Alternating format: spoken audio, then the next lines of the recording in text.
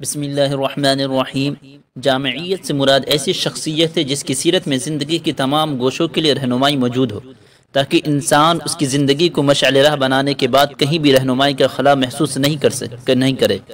ہندو مت کے بارے میں یہ بات واضح ہے کہ اس میں سرے سے کوئی آئیڈیل شخصیت ہی نہیں ہے، اور جن شخصیات کا ذکر ملتا وہ بھی عبد نہیں ہے بلکہ معبودیت کے منصب پر فائز ہے۔ اس لیے ان سے حیرت انگیز اور مافوق العادہ واقعات کا اظہار ہوتا رہتا ہے۔ عام انسان کے لیے جس کی اتباع ممکن نہیں ہے، ویدیں جو ان کی کتابوں میں اصل کی حیثیت رکھتی ہے، وہ زیادہ تر صرف تحمیدی منتر پوجا کے طریقے خبیث اور شیاطین سے بچاؤ کی ترغیب اور اخلاقی نظموں پر مشتمل ہے۔ یہی حال عیسائیت کا ہے۔ انسانی زندگی کو تین اہم خانوں میں تقسیم کیا جا سکتا ہے: انفرادی زندگی، معاشرتی زندگی اور اجتماعی زندگی۔ انفرادی زندگی کے احکام کا علم اسی وقت ہو سکتا ہے جب حضرت مسیح علیہ السلام کے عام معمولات زندگی روشنی میں ہوتے، مگر صورتحال یہ ہے کہ سوائے چند معجزاتی واقعات، اسفار اور اخلاقی نصائح کے بائبل میں ہمیں اس بارے میں بھی کچھ تفصیل نہیں مل سکتی۔ خورد و نوش، خواب بیداری، لباس، پوشاک، گفتگو، ملاقات اور طہارت و عبادت وغیرہ کیا آداب و اطوار جناب کے تھے، بائبل اس کی کوئی وضاحت نہیں کرتا۔ معاشرتی زندگی کے لیے یہاں کوئی نمونہ مل ہی نہیں سکتا ہے، اس لیے کہ حضرت مسیح علیہ السلام کو اس کا موقع ہی نہیں مل سکا کہ نکاح فرماتے اور زندگی بسر کرتے۔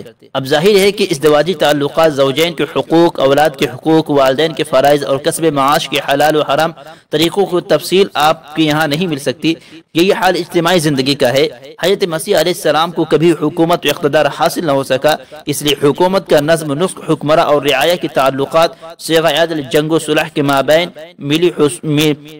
ملی اصول، فوجی اور دفاعی نظام کے باب میں یہاں کوئی رہنمائی حاصل نہیں ہو سکتی۔ بائبل سے ہمیں حضرت مسیح علیہ السلام کی ولادت کے ابتدائی حالات معلوم ہوتے ہیں۔ اس کے بعد پھر ان کی شخصیت پردہ میں چلی جاتی ہے اور یکبارگی نبوت کے وقت سامنے آتی ہے۔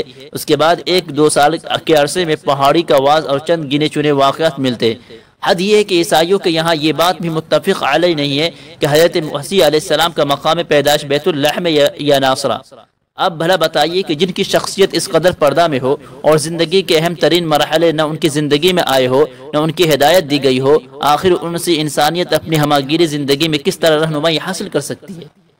اب اس نقطہ نظر سے پیغمبر اسلام صلی اللہ علیہ وسلم کی زندگی کا مطالعہ کیجئے۔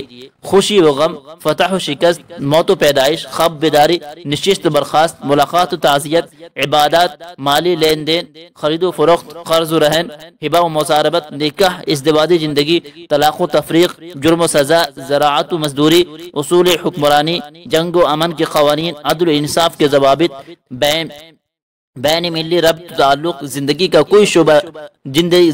کوئی گوشہ ایسا نہیں ہے جس میں آپ صلی اللہ علیہ وسلم کا اسوہ موجود نہ ہو۔ یہاں تک کہ استنجا کے آداب اور میاں بیوی کے نجی تعلقات میں بھی آپ صلی اللہ علیہ وسلم کی ہدایات اور اطوار ہمارے سامنے ہیں، اور پیدائشی سے وفات تک آپ کی پوری سیرت اس طرح ہمارے سامنے ہے گویا کوئی کاغذی فلم تیار کر دی گئی ہو۔ افسوس کہ انسانیت آج اپنی زندگی کے معمولی مسائل کے لیے سرگردہ ہے۔